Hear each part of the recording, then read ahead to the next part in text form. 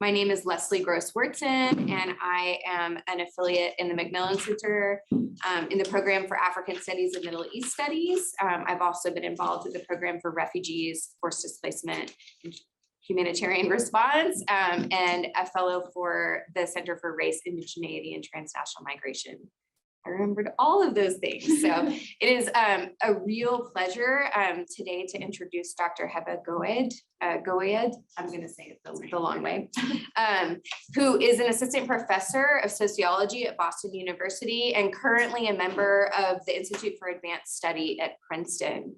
And her research, which is global and comparative, examines how low-income people traverse social services, immigration laws, and their associated bureaucracies while grappling with gender and racial inequalities.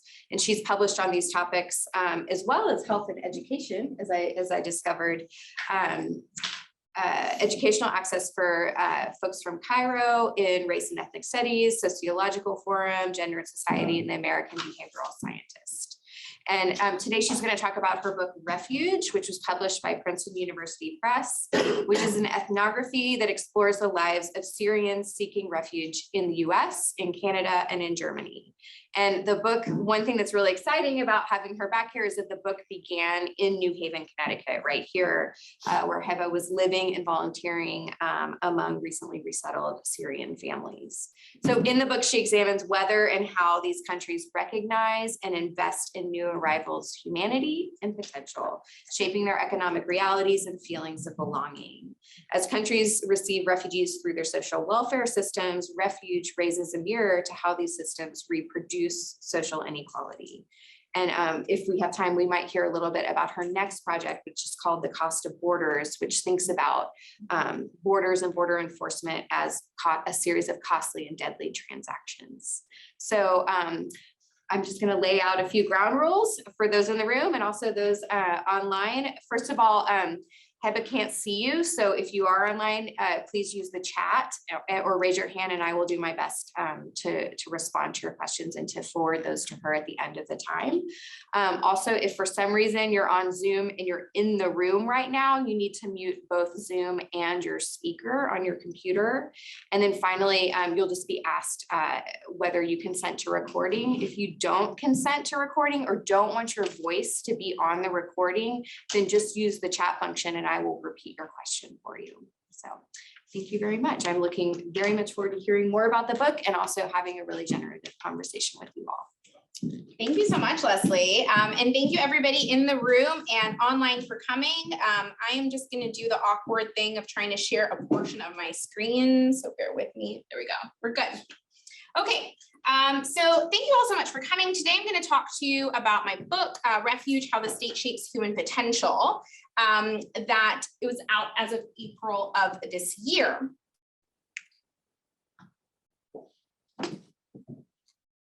Okay.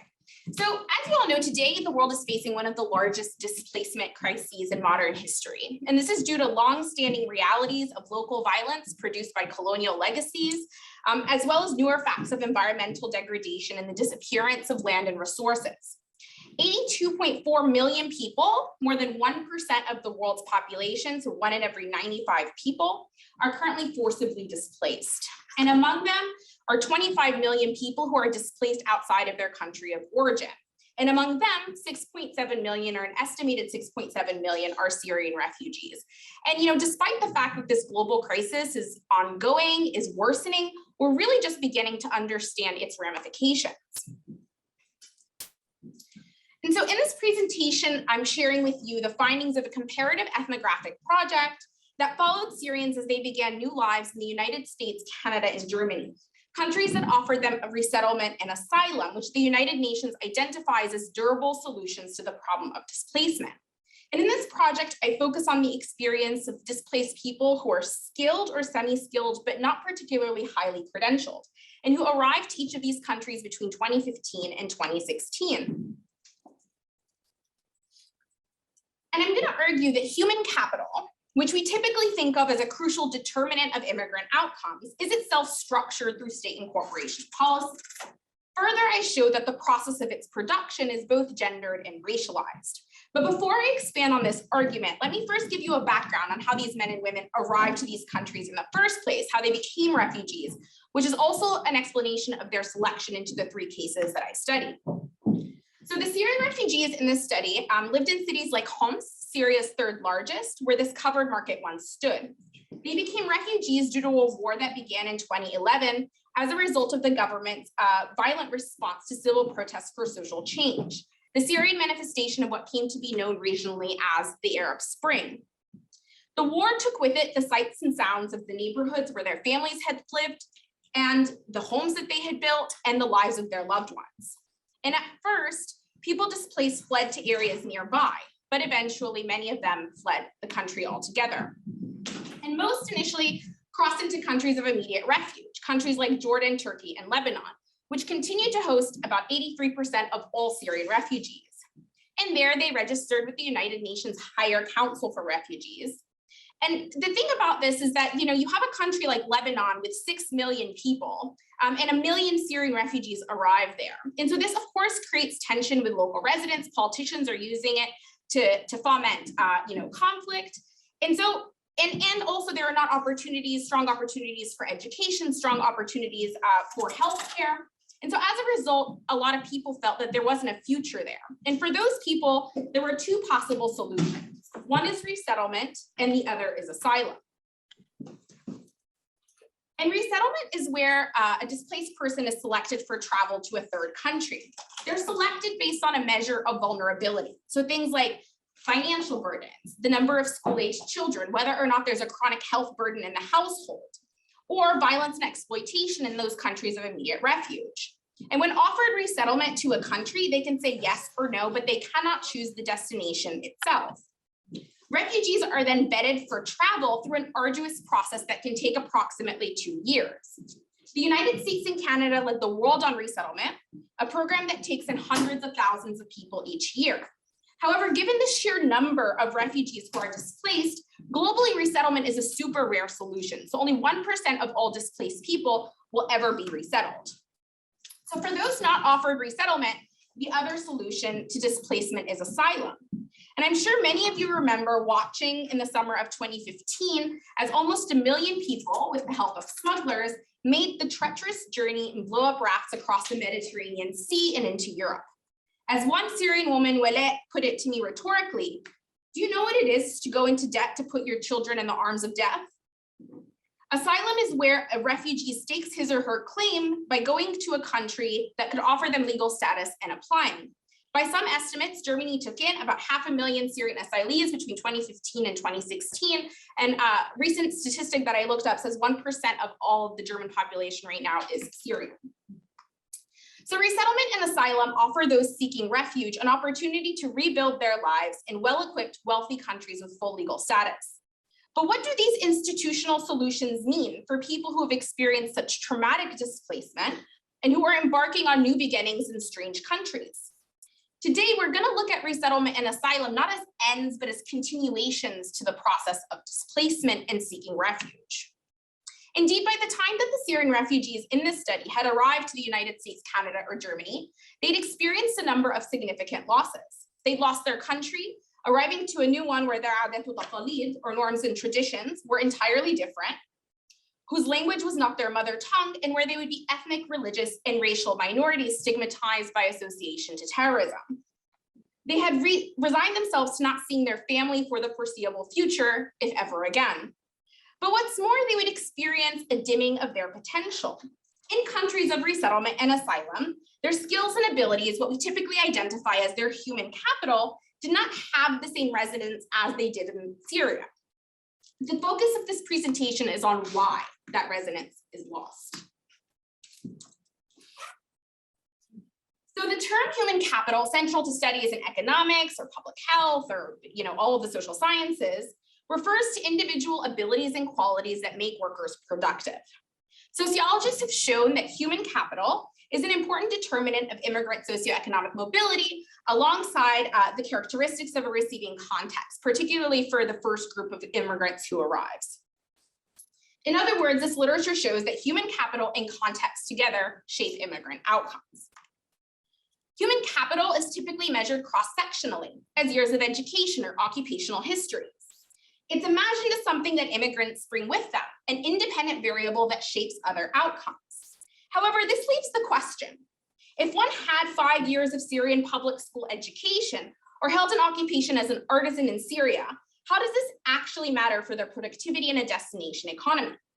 This question has been of interest to economists who identify what they call the imperfect transferability of human capital for immigrants who are moving across disparate contexts. It's also been of interest to others who identify migration as a process as disruptive of human capital. Some have tried to explain this discrepancy. Human capital theorists simply say, well, you must not have the necessary skills, right? Signaling theorists argue that that doesn't really make sense because skills are not a recognizable thing, right? It depends on whether or not they're seen or whether or not people are understood to have skills. So it might be that you just don't have the credentials that are legible to employers regardless of the skills you actually hold. Yet other theorists show that the reading of skills is shaped by racism, right? Or that the skills of minoritized groups are necessarily always seen as inferior. However, these explanations continue to treat the immigrant as a puzzle piece entering a labor market puzzle. But what of the state that governs the entire process of migration? So in this study, I introduce a theory of state-structured human capital. I argue, looking at the early period and through a comparative angle, that human capital can be created, transformed, or destroyed through the incorporation policies of receiving countries, which derive from national approaches to social welfare. I find that incorporation systems can intervene in two ways. First, they can recognize or ignore immigrant histories, seeing people as unskilled who may in fact have skills that could be activated. This has always mattered for highly skilled immigrants like doctors or lawyers. But also in this study, I will talk about Amin, who arrives in Germany as a truck driver, and he's worked his whole life as a truck driver. I show that this history of him working as a truck driver only matters to in the German labor market as long as he's recognized as being a truck driver in Germany. Second, states can invest in newcomer refugee skills so that they can translate their histories in ways that are productive in a new setting or enable them to acquire skills that matter in that setting. For instance, states can provide language learning classes or teach refugees a new skill that is needed in the receiving economy, but that they did not previously have. It can also provide financial assistance to allow refugees to benefit from existing skill building opportunities in the context of reception. So for these reasons, I argue that human capital is not only a determinant of immigrant outcomes, but an outcome structured by state incorporation policies.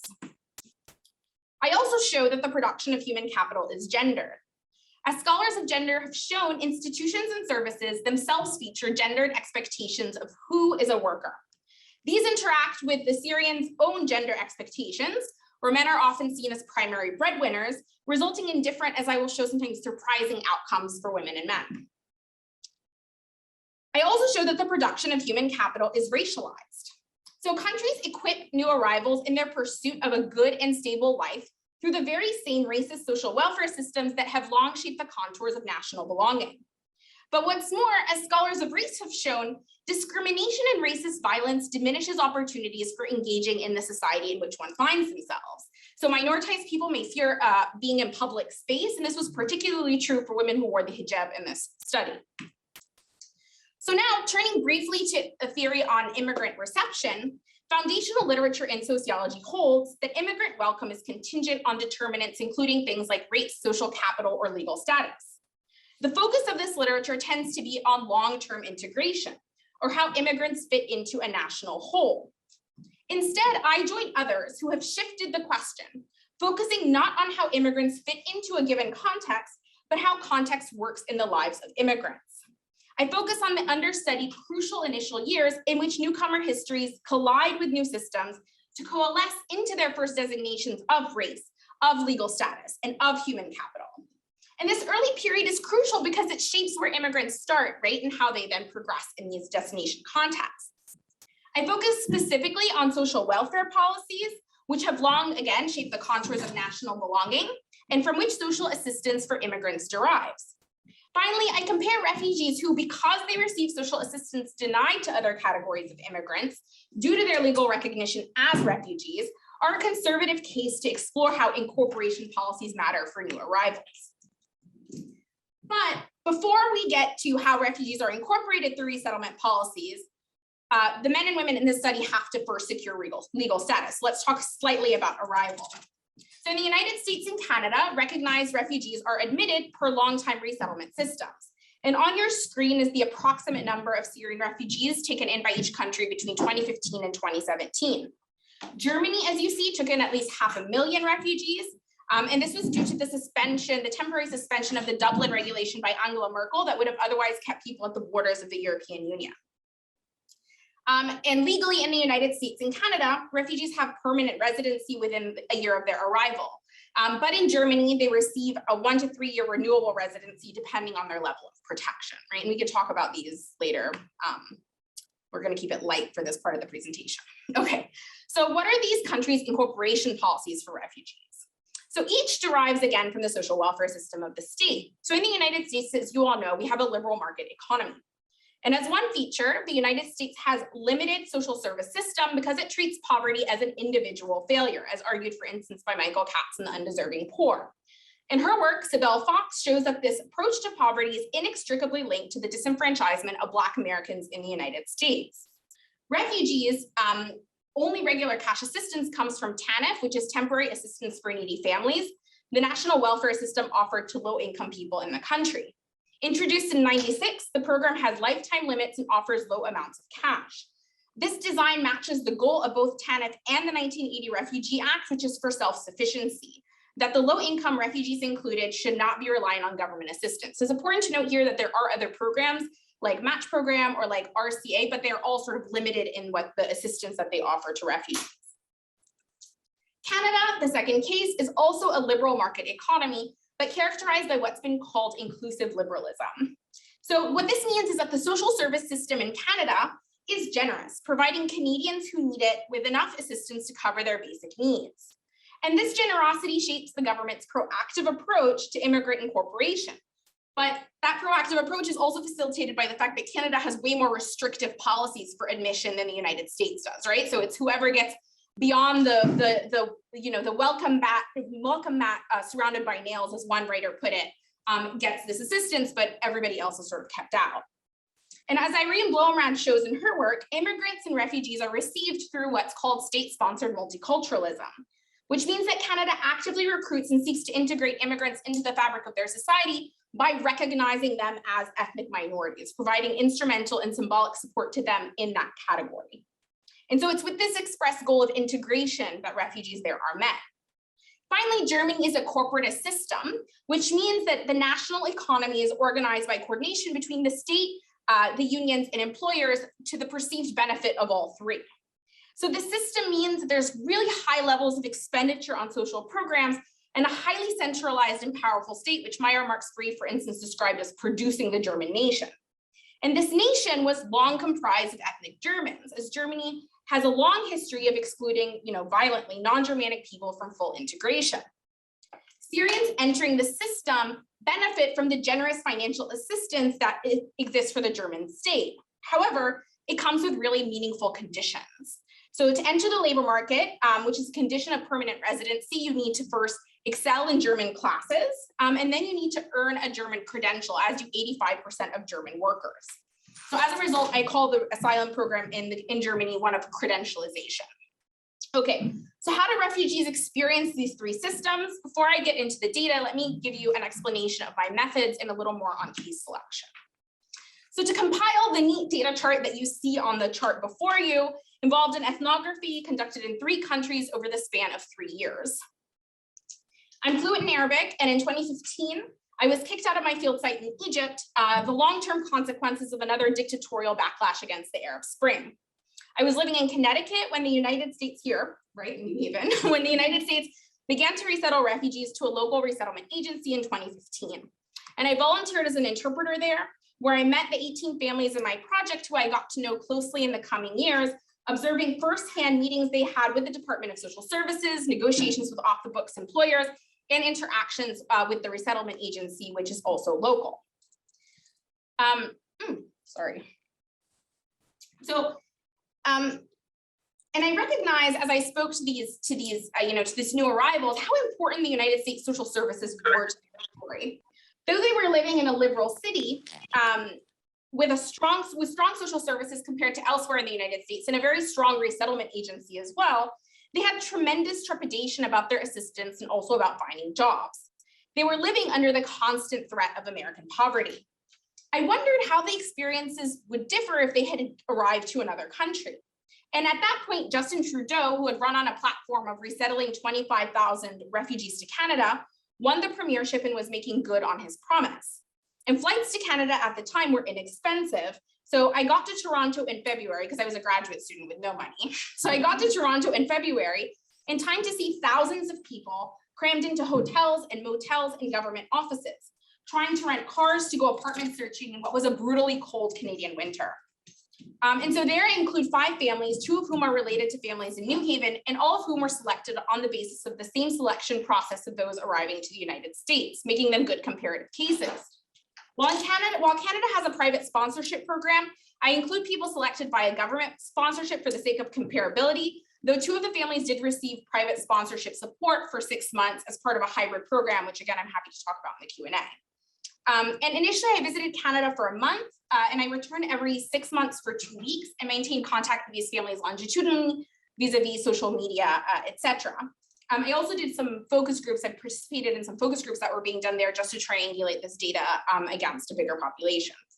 Finally, with the help of the NSF and the Horowitz Foundation, I included the case of Germany due to the sheer number of refugees who were admitted there, and because it's a welfare state that's predicated on very different integration approaches I just described.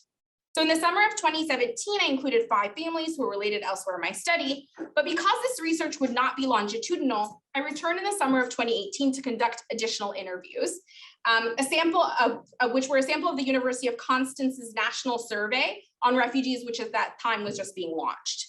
And these were mostly conducted in Bavaria. So regarding the study sample, as you'll see, in the United States, Canada, and Germany, I compare refugees from similar backgrounds. The men were truck drivers, chefs, house painters, working skilled or semi-skilled occupations, but without strong formal credentials. Now, of course, refugees from any place are a diverse group of people. There are high-earning refugees, there are low-earning refugees, but I focus on this specific group, okay? And the women, for the most part, as I will show, were also not employed in Syria, with a few notable exceptions. However, in the German interviews, I also did interview some high-earning refugees just for the sake of comparability, so I am happy to talk about that there, some doctors and some lawyers. Okay, so now let's turn to what these refugees reveal about the incorporation policy in the United States, Canada, and Germany. So to organize findings in each case, I describe how refugees experience their arrival and the assistance that they receive from the state. I then explore how each system structured the human capital of these newly arrived refugees and how that experience differed for women and for men. And I begin with the case of the United States and how men and women resettled here adjusted to the self-sufficiency imperative of resettlement policy. Here, I highlight the case of Roger and Majid, who just 7 years prior to their arrival were a middle-class couple living in Homs, Syria, just around the corner from the covered market that I showed you earlier. In 2010, they finally achieved their dream of building their own home, leaving the foundations in place to build additional floors for each of their 3 children, the oldest of whom was a preteen at the time. Their enjoyment of this dream, however, was short-lived. In 2011, they fled to Jordan, where Majid, who had owned his own restaurant, became an undocumented worker at a shawarma stand. This couple, along with their 3 children, arrived in JFK in October of 2015. An international organization for migration van drove them from JFK to New Haven, Connecticut. They were dropped off in a dimly lit parking lot of an off-track betting facility at the edge of town. We all know the sports haven. They piled into the car of the resettlement agency caseworker and made their way to a low-income neighborhood of the post-industrial city. Their apartment was on the 2nd floor of what used to be a single-family home, and they would soon realize it had a mouse infestation. And there the couple would be visited by a caseworker who would tell them what their assistance would be. During this meeting, they learned about TANF for the first time, the welfare system. They would receive $803 per month, the benefit for a family of 5. They would also receive comparable amounts in food stamps through an electronic benefit transfer, or EBT, that could go towards food items. At this meeting, they also learned that their rent was $1,000 a month. Here's a budget sheet for another family that's early in their resettlement. So because people don't read English, on the left is a clip art of the expense, and each column header is the month, which is family translated into their Arabic names. Yellow highlighter is the welcome money, federal funding, which is $975 per refugee, and in green is what the family is expected to pay. As you can see, for the first 3 to 6 months, the resettlement agency, and again, IRIS is a much more resource resettlement agency than anywhere else in the United States, using a mix of federal funding and welcome money, as well as donations to the agency, would support the family. However, the family would immediately be expected to pay half of the TANF benefit towards rent, while the agency would cover the rest. But when the assistance was up, right, when the agency was no longer supporting them, so between that 3 and 6 months, TANF cash alone, right, $803 versus $1,000 for rent was insufficient to cover it. And so there was no discussion in this family as to who had to find a job. As the household's breadwinner, this was Mejid's responsibility. And this brings us to the issue of state-structured human capital, tied to labor market entry. Mejid lacked an effective social network. His friends were refugees who were just as poor as he was. However, through a contact at the mosque, he was referred to an Egyptian pizza store owner. He helped in the kitchen. Mejid earned minimum wage at this job. Due to the nature of the job, however, he had no control over his shifts, which is just the nature of shift work in the United States. Though he tried to attend English classes, his work schedule was unpredictable. He also did not have the time or energy to study after his shift. Low-income work in the United States is characterized by precarity, with unpredictable work schedules and a lack of a living wage, as well as de-skilling. In Syria, the men in this sample, as I said before, were carpenters, electricians, contractors, chefs, and restaurant owners. When they met each other in the United States, they introduced themselves first by their family name, but then by their mihan, or their occupations.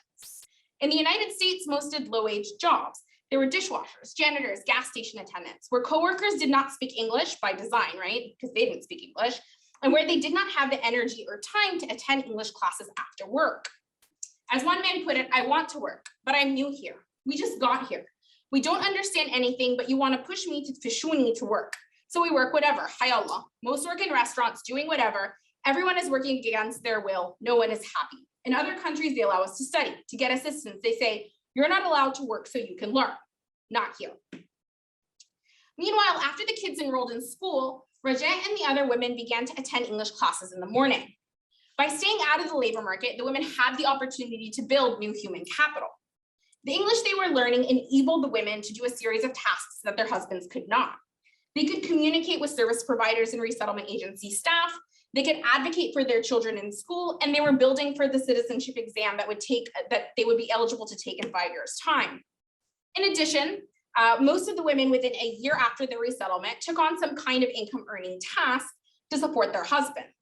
The women utilized the skills that they had. For example, Rajat crocheted baby clothes and flower pins, and 26-year-old Reda, whose husband had once said to me with finality, our wives don't work, did work. She prepared sweets, halawat al-laban, and kunafa that her husband sold to other co-ethnics.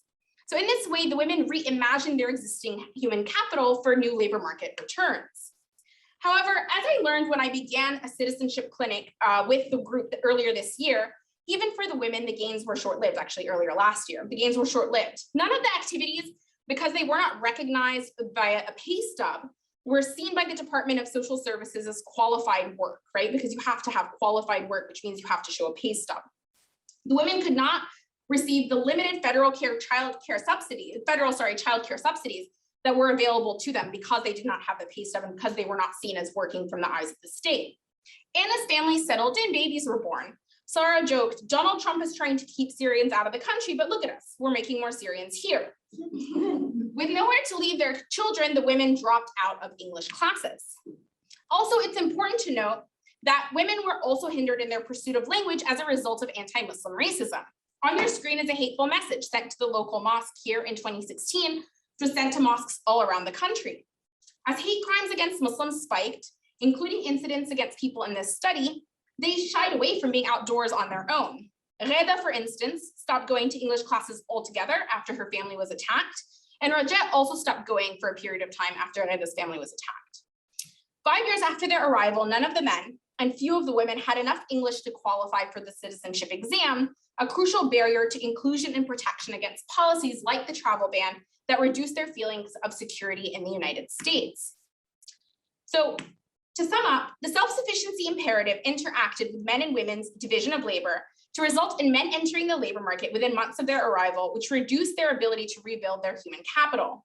Meanwhile, women staying out of the labor market because their husbands entered in their stead were able to begin to learn more English and reimagine their skills in new ways. But 5 years after their arrival, they too did not have much by way of language capital. My findings link to national data, which shows that though refugees enter the labor market quickly in the United States and are employed at higher rates than non-immigrants, they tend to have lower incomes than the native born and other immigrants. And this gap is increasing for new cohorts. Importantly, 20 years in, over half of refugees admitted to the United States continue to have low English proficiency. So the experience of refugee resettlement in the United States is an integration into American poverty, which by design is populated by people of color and marked by stagnation. Okay, so now that I've given you the case of the United States, let's turn to the case of Canada. So a drive of 500 miles north of New Haven takes us to Toronto, where Denya, a relative of one of the families in New Haven, lived with her husband and 4 children. Denya has a laugh that can be heard ringing down the hallway of her apartment building. Her husband, Bassem, is a good deal older than her, and like Majid, he owned his own restaurant and homes. The couple has 3 children, including a son who requires a hearing aid and was placed in a school of the deaf for Canada, excuse me, something that Denya was really ecstatic about because he was going to get proper education. When Bassem and Denya arrived, Costi, an organization that was managing resettlement on behalf of the Canadian government, housed them in a hotel. They would be allowed to choose their own residence. They chose to move to Mississauga, an area with a large Arab community, where a market around the corner sells the latest in Islamic fashion and transplants the customer to an old town souk. 2 other families in my study chose to move to Kitchener and Hamilton, with a group of other families starting a Syrian community out of the arrivals in Toronto, people that they did not previously know. The Canadian government gave families a startup allowance of $5,000 to cover first and last month's rent. The government also provided new arrivals with standard issue new furniture for their home. For the families resettled through private sponsors, the sponsors would find family a home and purchase it and furnish it for them, so at a similar level. This family received a cash assistance of $1,600 a month, $800 per parent, in addition to the Canadian child benefit, which is approximately $450 per school-age child and available to everyone who is low income and documented in Canada. After the first year, the families who still need assistance would receive Canadian welfare, which is available for low-income Canadians, which was a few $100s less than the refugee cash assistance, but still supported the needs of these families. The Canadian government, as is clear on their website, anticipated this transition from refugee assistance to welfare. So they write, when income support from the government or private sponsors ends after 12 months, in most cases, it is a normal occurrence for some refugees to transition to provincial or territorial social assistance support. So Denya and Bassam's rent for a 3-bedroom apartment in this high-rise was $1,400 a month, which they would cover and exceed with this assistance. So the families did not need to follow the timeline of families in the United States. They could wait to enter the labor market. In fact, they were incentivized to do so because they would lose the refugee cash assistance if they had income from other sources. This differentially structured their human capital, right? Differently structured their human capital as it allowed them to learn English and gain skills. Unlike in the United States, where men had to enter the labor market early, and women were the ones who could learn English, in Canada, the opportunity was available to both partners. And so each morning, Bassam and Denya attended English classes a short walk from their home. After a year of lessons, their English remained halting, but enabled them to have telephone conversations, something that is really hard to do in a foreign language and something that neither the men or women could accomplish in the United States at that time. And while there was variation in the sample as to who attended regularly, everyone reported that English classes, as well as opportunities for education, like courses through which they could gain skills or earn diplomas, were free and readily available. The one caveat I will say is that childcare was a little bit spotty. So while in a lot of places childcare was also included, in some cases, like for a family that was in Kitchener, it was harder to access government-sponsored childcare. However, the system was uneven in recognizing existing skills. While a blacksmith in the study could find work immediately as a blacksmith, for instance, a woman who was a nurse in Syria and who had confronted the war as a nurse could not gain equivalency, particularly as she lost her paperwork fleeing from the war. She was told she'd need at least 5 years of schooling to become a nurse in Canada. An electrician in the study was hired in an apprenticeship based on his existing credentials, but he was told he would need to pass an exam to become fully licensed in the country. All three, however, and others in the study benefited from publicly available and free education. The blacksmith took courses on becoming a forklift operator, trying to find different things because he had a bad back. The electrician was considering earning a certificate in engineering since he had to do an exam anyway, so he figured he'd get the next stage of his education. And the nurse took classes in community counseling, though she wasn't sure that she could make a full career out of it. The existence of these classes benefited others too. Denia said in her usual jovial demeanor, Denia that cooks and cleans is over, khalas. She was going to enroll in a class to learn to do hair. And Yasmin, who was Omar the blacksmith's wife, took classes in food prep and began to work at a restaurant. So it's important to note that in Canada too, hate crimes were high against Muslims, almost as high as they were in the United States. However, the families in my study, in a sense, felt insulated from the hate. And even though ethnography is not a good measure of incidents, this feeling of security says something because it was not the case in the United States or in Germany. One explanation is that the Syrians in Canada, unlike the US and Germany, could choose where they lived. They had free mobility. So a lot of them lived by co-ethnics, which facilitated also their economic opportunities. They could also choose to live in a cosmopolitan place like Toronto, which has other immigrants. However, I also think that what cannot be discounted is Canada's active promotion of a policy of multiculturalism by law, which, as Irene Bloomrad describes, means that the state is focused on investing in people through the aforementioned language courses and educational opportunities, but also through things like radio programming in their language and support for co-ethnic groups. And these are designed specifically by the state to generate this sense of belonging. So in sum, through investment, the Canadian government supported refugees' expression of human capital and gaining of new human capital through language learning, though their recognition is inconsistent. We don't see, as a result, as strong of a divergence as we see in the case of the United States by gender. A Syrian outcomes report done in Canada found that among government-sponsored refugees who arrived in Canada in 2015, 43% had found stable employment by 2018. So that's a relatively low number as compared to the United States. However, this has a clear human capital trade-off because the same study shows that 7 in 10 of these people attended English classes regularly.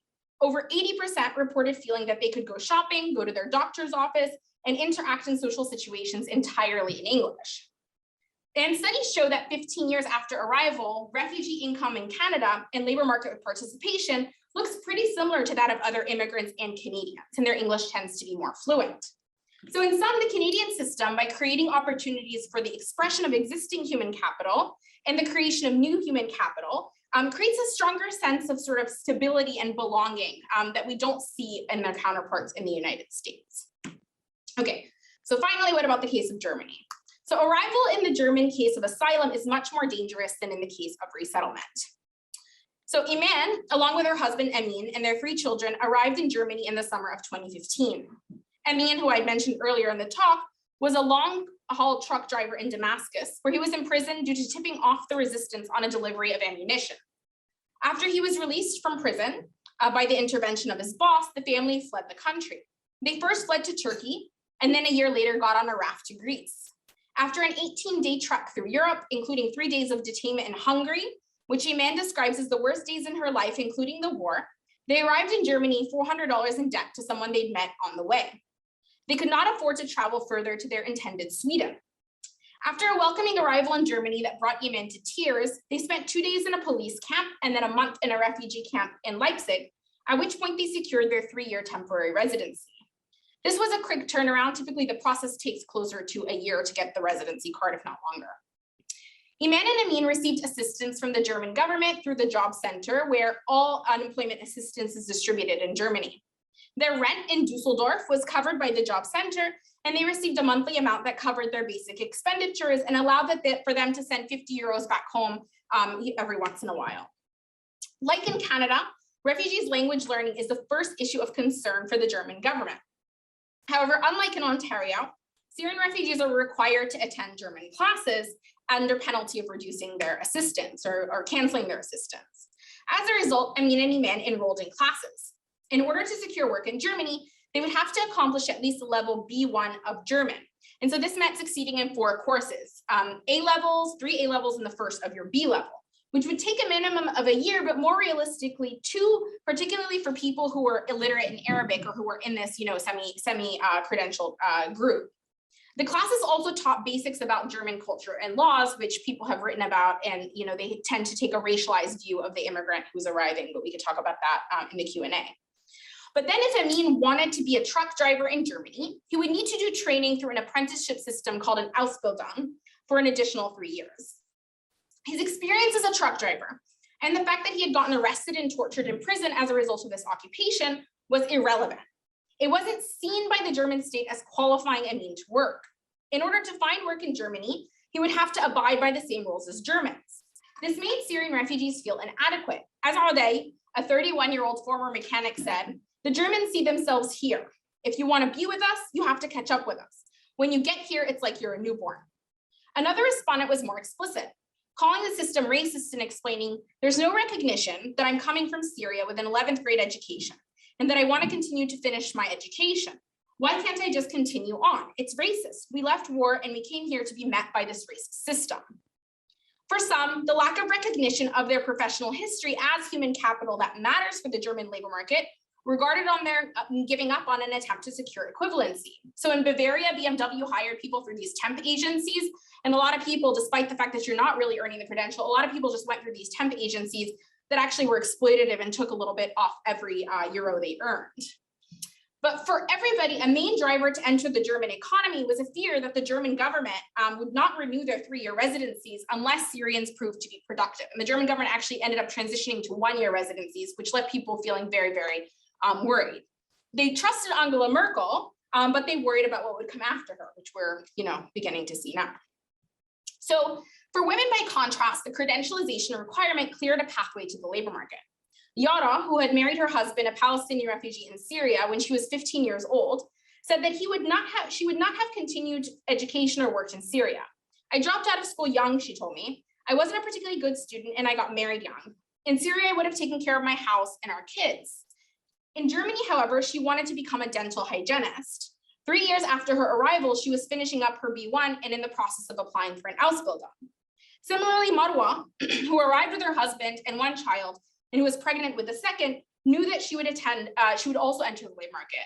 She said, "Of course, here you need 2 incomes." Shrugging when I asked her if she discussed it with her husband, she said, "It's an obvious thing. Like for her, it was expected that she would enter." But here too, it's important to highlight the role of racism in shaping the experiences of new arrivals. The image on your screen is of hateful messages one woman received in her mailbox from a neighbor. Not only did new arrivals see the policies of the German state as exclusionary, or as one respondent put it, a German system that works for Germans, but also they felt that they were expected to relinquish parts of their identities to better fit German life culture, or leading culture in Germany.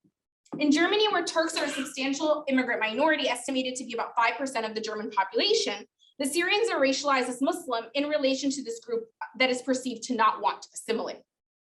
Particularly meaningful for the expression of human capital, women were turned away from jobs because they wore the hijab.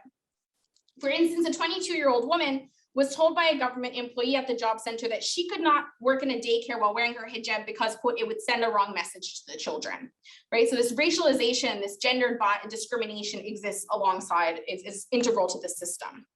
So in sum, in Germany, the system of credentialization ignored labor market histories and lengthened pathways to the labor market. There was a strong divergence by gender in that people with long labor market histories, often men, were disadvantaged by the non-recognition. And people without labor market histories, who were often women, but also young people, were advantaged by investment in credentialization. However, there are important caveats given women's unique experience of racism in this system. 3 years into their asylum, 72% of Syrians remained unemployed in Germany, according to some data gathered in 2019, despite a desperate need for them in the German labor market, where unemployment at the time was hovering at just 4%. The erasure of skills and abilities through non-recognition is detrimental to asylees who have more to offer and who experience financial, political, and emotional injury by not being able to participate in the labor market. It also injures the German state that is looking for their contribution. So according to a lot of people, the reason the Germans admitted, 500,000 Syrians is because they wanted to use their labor. The case emphasizes that in addition to the investment states make through incorporation policies, recognition is key to expressing existing human capital. In short, the presence of a German system for Germans leaves refugees feeling marginalized economically and otherwise. So now that I presented my data, I conclude by returning to my main argument. The global ethnography centers the experiences of men and women who come from similar socioeconomic backgrounds in their initial years in 3 countries of permanent refuge. It advances a theory of state-structured human capital by showing that human capital, often conceptualized as a determinant of refugee outcomes, is a product of national incorporation policy, and specifically whether countries are willing to invest in and recognize refugee potential. In Germany, a diminished ability to use human capital is an outcome of a lack of recognition of immigrant histories as human capital. In the United States, a diminished ability to use pre-existing skills in the labor market is an outcome of a lack of investment in newly arrived refugees so that they can use their skills and capacities productively in the United States economy. And in Canada, a mixture of imperfect investment and recognition results in an ability to use and create new human capital. These processes, as I've described before, are gendered and racialized, as are the welfare systems that they derive from. And so what are the implications for this project? I'm going to leave you with 3. First, in accounts of refugee crises and in international laws, refugees are cast as victims, and receiving states that offer these durable solutions are often cast as saviors. Implicit to this is the racist idea that life in the West is necessarily a privilege, and therefore countries are accomplishing their humanitarian commitment simply by admitting refugees. But admission into American poverty is no one's salvation. Indeed, wealthy countries that receive refugees, including the United States, Canada, and Germany, are complicit in the colonial legacies, foreign military interventions, and environmental degradation that create the very conditions from which refugees are fleeing. And within their borders, they too are capable of violence, the violence of minoritizing, of denying living wages, of a non-recognition of people's humanity. So this project captures how countries equip new arrivals for their pursuit of a good, stable life through the very same systems that have long shaped the contours of national belonging. Second, and following, observing how the human capital of those seeking refuge is structured reveals the ways in which it matters well beyond the labor market. Language acquisition is necessary for everything from making friends to securing citizenship in all 3 of these countries.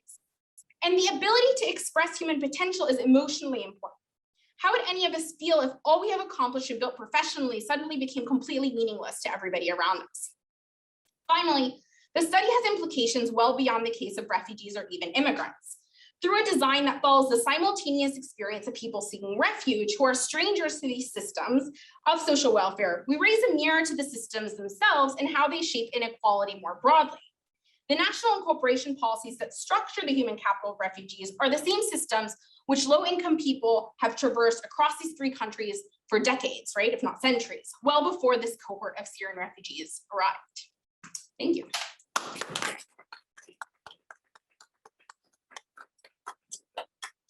I'm going to move over here so I can facilitate the in-person and the online questions. I'm sure there's a lot. It was a very rich talk, very provocative. I think there's a lot that we could get into from each of the 3 cases. So what I'll do is for people online, invite you to either raise your hand or put a question in the chat. And then folks in the room, if you raise your hand, I'll do my best to make sure that everyone can ask a question when they want to. I'm not going to unmute myself. Okay. All right. So any questions to start with in the room? Please. Thank you for the talk. It was so illuminating. I think my first question is, and I don't know if this necessarily makes sense, but the different dimensions of integration and how did that comparison when you brought in other factors? Because I think when we think resettlement, the typical, or not typical, obviously the important markers are, does someone get work? Does someone have access to care and whatnot? But there's also these other dimensions. And one that's of interest to me is like family reunification.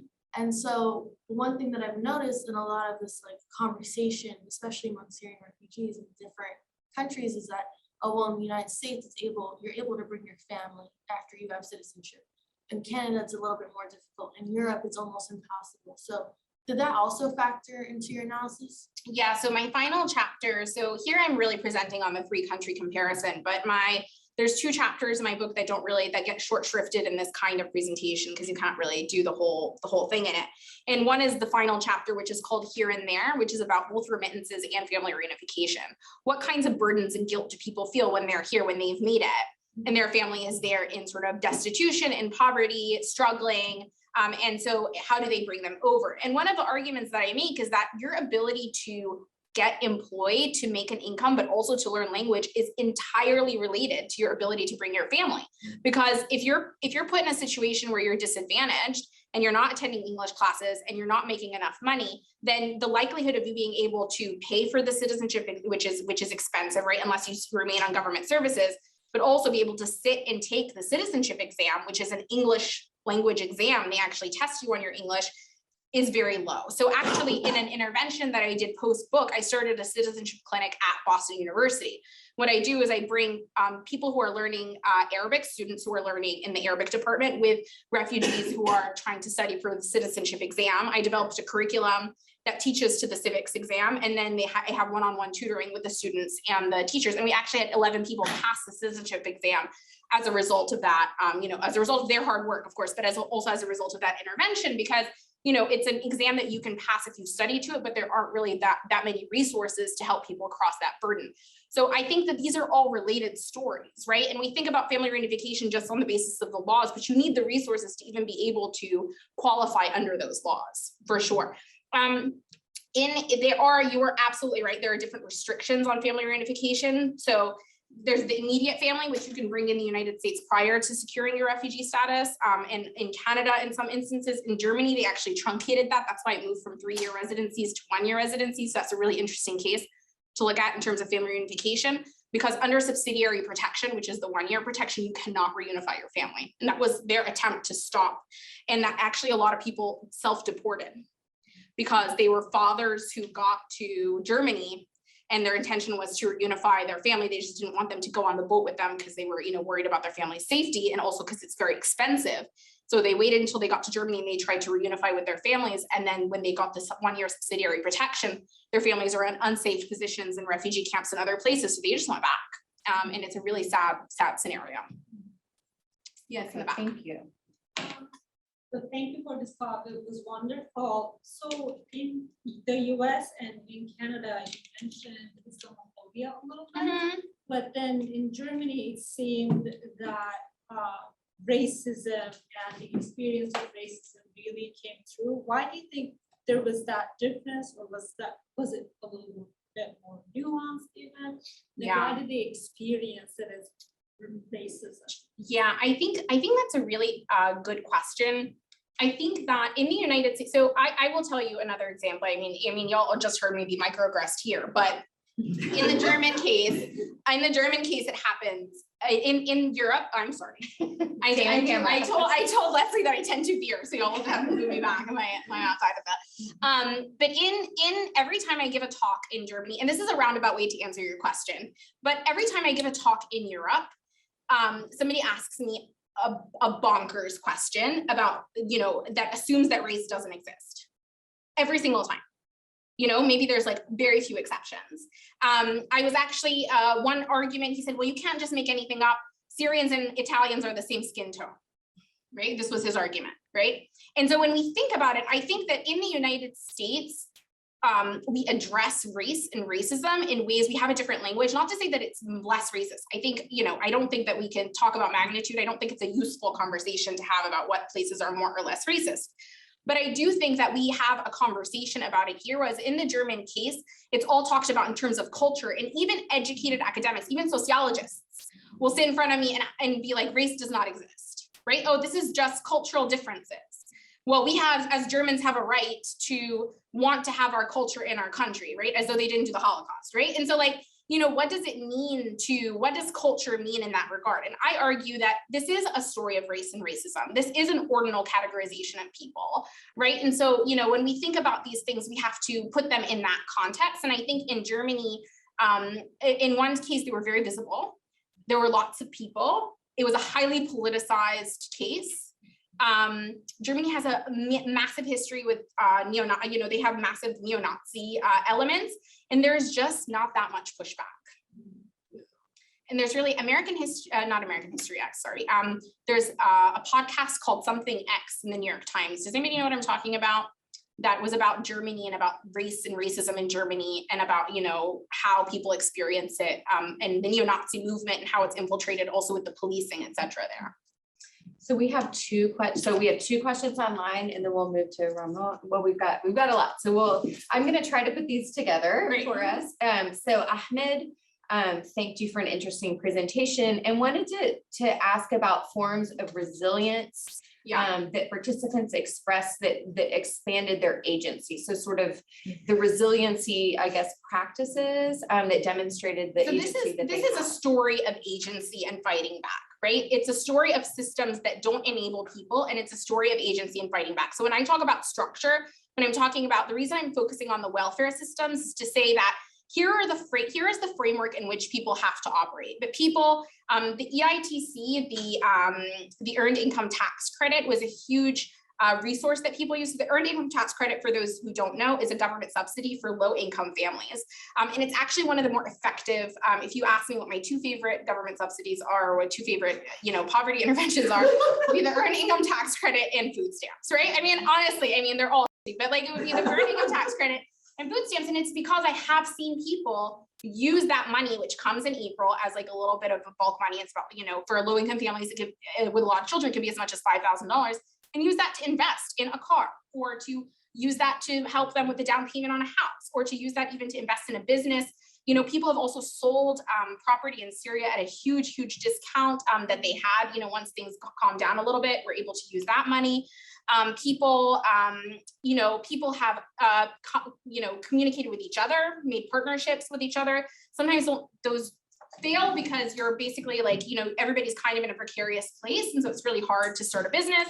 But these are all different ways that people have pushed back. I also think that, learning language in these conditions is a huge form of resilience and a huge form of agency. So I see this as entirely a story of resistance. And if you're interested in that, also the afterword of the book is written by people from each case. So it's written by a woman from the United States, a woman who resettled in the United States, a woman resettled in Canada, and a man resettled in Germany. And they talk about it from their own perspective, sort of what they did and how they managed. And that was important to me for two reasons. Was to do something, that was 5 years after their arrival, but also to include people's voices unfiltered by my analysis in the book.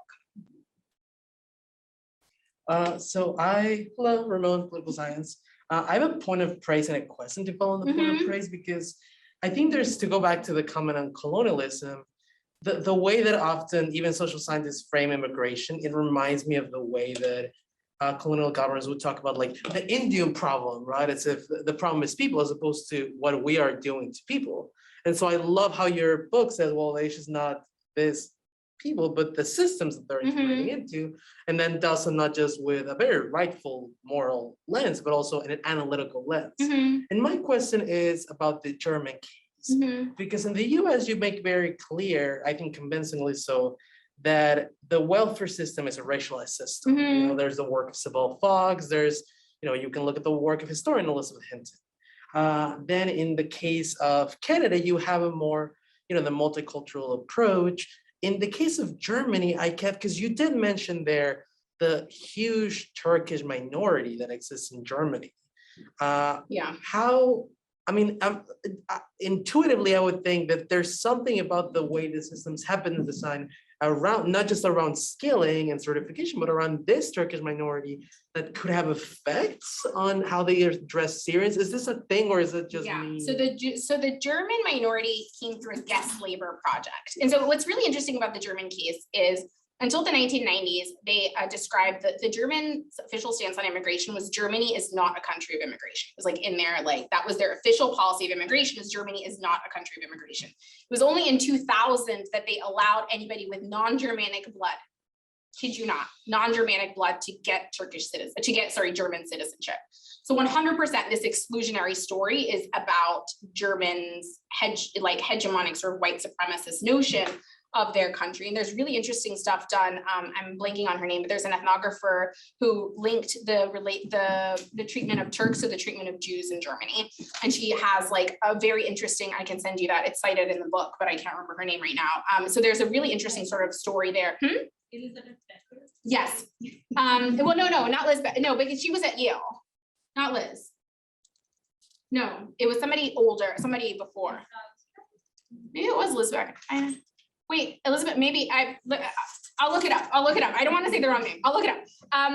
But somebody who wrote a book about this. And so, when we think about it, when we think about what a racialized system is, right, we have to think about, who does the system exclude? And in the German case, you're right. It's not exactly the case as in the United States, where it's a system designed to exclude, like this, notion of the welfare queen, right? It's a very like racist system through its like inception, right? Language and the rhetoric around it. In the German case, it's just a story of refusing to include, right? Of having this closed system that only imagines the German polity as white Germans, even as their polity actually becomes more and more diverse, right? Even as Turkish people become 5% of the population, Syrians become 1% of the population, and the unwillingness or inability to sort of shift the system. Now, there have been some attempts. So there's a Recognition Act that was done in 2012 and revamped in 2016, but that's only for people with formal credentials. And what's really interesting about that is the Germans are really good about publishing their data. That is a point in their favor. And the data shows that they are very unlikely to recognize Syrians, even when they are doctors or lawyers with the formal credential. So there's only a 32% recognition rate for Syrians who arrive in Germany, versus if you arrive from the European Union, there's like an 87% recognition rate for your credential. There's a question about religion here. So let me get back to it. Just wondering, maybe if you can speak a little bit about, so this is from Samira, about how religion factors not only into sort of the daily lives of resettled people or refugees, but also maybe people who help volunteer or participate in refugee resettlement. And they also had a question like related about the ways in which refugees might be invited into countries that seem secular, or there's a language of secularity, but there's expectations of certain acceptable and unacceptable religions or practices. Yeah, I mean, I talk about, I'm kind of phobic to talk about Islamophobia. The reason why I don't talk about Islamophobia is because phobia is something that you feel that's like a visceral reaction to something. Instead, when we talk about anti-Muslim sentiments, I prefer to talk about it as a racism. And the reason why I prefer to talk about it as a racism is because you can't understand it unless you place it within the American racial system, right? Within the anti-Black, the killing of indigenous people, the way that the system has been anti-immigrant, right? How our laws have transformed around the fact that, that the imagined beneficiary, as in Sybil Fox's work, became, low-income Mexicans and Black people, right? That's a very different kind of story if you place it within that framework. And another way to think about this is like, the reason why Arabs in the United States are identified as white on, all of the documents and the census, et cetera, is because you had to be white by law in order to be naturalized in the United States. But George Dow, one of the primary cases that proved this, right, stood in front of a judge in, the early 1900s and said to the judge, "I'm white because I am related to Jesus," right? Because this guy was Palestinian. So he's like, "I'm white. If you think Jesus was white, I'm 100% white because we come from the same place." And he won. Yeah. Right? So whiteness in the United States has always been based around a Christian framework. And so when we think about this, when we think about who's included and who's excluded and how race works, you have to think about anti-Muslim sentiment as a form of racism. Now, in terms of who helps, yes, mosques are available, churches, I'm old enough to remember, in 2014, 2013, the vast majority of the work of resettlement is done by evangelical churches in the South of the United States, right? So like, and it was this idea of welcoming the stranger, Jesus as a refugee, right? So religiosity has always played a role for people helping across religions, whether they want to evangelize, but also whether they just, feel like it's their obligation to welcome people, but also for co-ethnics with other co-ethnics. And then there was this move, that under Trump, that we should only be accepting Christian refugees. So of course, religiosity plays a role in who feels the need to support whom and who actually gets involved in the work of resettlement, for sure. We had a couple, one in the back there. Go ahead. Thank you so much. This is a great analysis. And these three examples in terms of accepting Canada, it looks like Canada is a bit ahead. is there a fundamental reason why US and Germany, or the US and Germany systems want to converge with Canadian systems in the future, or it's just an evolutionary process, they will learn from it? I think so. I think they're fully capable. Did I interrupt you? I'm so sorry. Okay. I think so. I've been talking about this a lot recently because when the Ukrainian displacement happened, somehow people became interested in displacement in general. So I got invited to give a lot of talks. And one of the things that I say is that, you know, when Ukrainians were admitted, for instance, over the US-Mexico border, the Customs and Border Patrol officers were told by the Biden administration to use their discretion when it came to Ukrainians. What that tells me is that discretion was always a possibility in that case at that border, right? And so do they have the capacity to converge with Canada? Does Canada have the capacity to do better? Absolutely. I think the question is a question of political will. Do we actually have an interest in this country of reforming our systems, not only for refugees, but also for other immigrants and also for low-income people? I think the answer historically has been no.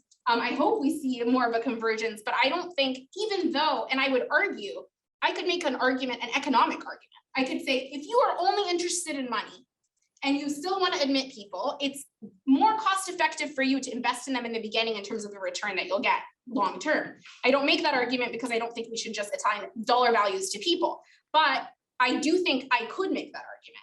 And so, you know, but the idea is there's just not a willingness. There is not an imagination of the new arrivals as beneficial to us. Instead, it's an imagination of them as burdens, right? Security threats, Muslims who might do terrorism, low-income people who are going to be drains on the system, all of this rhetoric. And so instead of investing, our approach is to mitigate threat. And that's a completely different imagination, right? Than a case where we actually actively invest in people. Yeah. Okay. Hi, I'm Hector. So my question, I haven't got my hands. Oh, hi, Hector. Hi.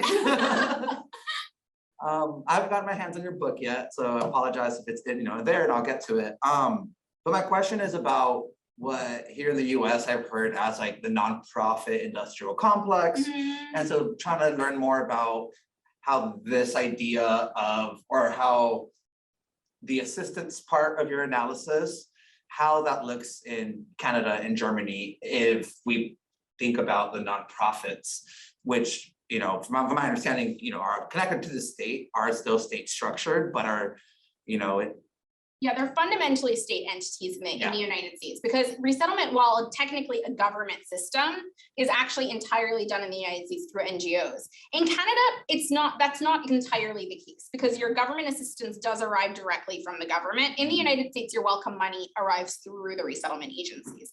I feel like it's misplaced. The criticism of NGOs, I think, is really well founded. I made a decision in the book to focus on government policies because I think it's misplaced criticism. Like, could NGOs do better in their position? Could they do better to advocate? Could they recognize more how unfair the system is? Absolutely, right? But the thing is that actually, after I published the book, I have been surprised, you know, Lutheran Refugee, one of the voluntary agencies, which is a national, runs a lot of different resettlement agencies, reached out to me after the book and said, what can we do better? Right? So there is, I think, a willingness, and I do want to work with those people for these intermediary effects, because this impacts people's lives immediately, right? And so I am really keen on supporting, you know, the work of NGOs who are tasked with this. And so I'm reticent to participate in that kind of rhetoric. And the reason for that is because I think that the real violence and the real crisis lies with the government just not funding this. And so the NGOs are put in an impossible position. Like, can we all do our work better? Absolutely. Is there really a way to do this well, given the resources that they have? I don't think so. Thank you. My question is really related. It's kind of, I guess, similar to what the Lutheran organization asked you. I'm wondering, I know there's a lot of people, I think, listening to this that are involved in some way, shape, or form refugee resettlement or integration, which is a phrase I don't like because it means integration into American poverty, but in this room, both in person and online. So I'm wondering, I'm sure this would be an elongated response, but if there's anything you could share that you shared with the organization that reached out to you, and kind of what would be the role of those NGOs to advocate for, if the violence is with the state, to be part of upending that. Yeah, so there's, what my response to them was that I would be really uncomfortable to come up with those answers on my own. So what I suggested was a series where we actually discuss with key policyholders, people who are interested from across the country, to come and sort of commune and have a conversation. But the way I also approached it was to say there's like 3 levels of this, 3 levels that you can think about in terms of how we can reform. One is like the things that people can do with the resources that they have at the moment. So that's like using volunteers, for instance, for things like tutoring, for things like online language, things that you don't need sustainability for instance, and not using them for things that people crucially need, for instance. Thinking about the rhetoric that we use, right? Is self-sufficiency, when we talk about self-sufficiency, do we talk about it as like the goal? Do we say things like refugees need to learn to be independent? Or do we say, this is a really problematic policy. We are going to help you to the extent that we are able within the framework of what we can do, right? Which is a very different approach to the same question. Do we actually recognize, unfortunately, even a well-meaning organization has people within their midst that are just really problematic, right? And so do we train our staff? Do we have conversations about what it means to be respectful, what it means to treat people with dignity, how you receive people, how you speak to people, right? Is that a part of how we sort of identify and understand ourselves? Do we essentialize countries? Do we say Iraqis are like this and Palestinians are like that, which is something that I heard said, and Syrians are like this, right? Do we use those kinds of language? Is that allowed and accepted within our organization? Do we have opportunities for people to learn English in the evenings? Do we have opportunities for people to learn English online? Do we give rides to people? There's just like a million different examples, both from an instrumental perspective, but also from a rhetoric and a language perspective. The meso level of this is to think about, okay, what do we want to fundraise for? What are we not doing now that we want resources to be able to do, right? And the third level is, how do we advocate? What are our policy points when we're advocating with the state? What do we tell our lobbyists to say? And so my goal is to work with this organization to be like, okay, if you're actually interested, let's work together and find what these 3 things are, what these 3 buckets of things are, sort of dreams of changing the system, dreams that are fundable, and dreams that don't need funding and can be done right now. Great. So unfortunately, that is all the time that we have right now. I invite those of you who are in the room to stay after and just have informal conversation with Heba for a few minutes. But on behalf of the Program for Refugee Study, or for Refugees, Forced Displacement and Humanitarian Response, and the Center for Race, Indigeneity, and Transnational Migration, I just want to say thank you to all of you, and especially thank you to Heba for this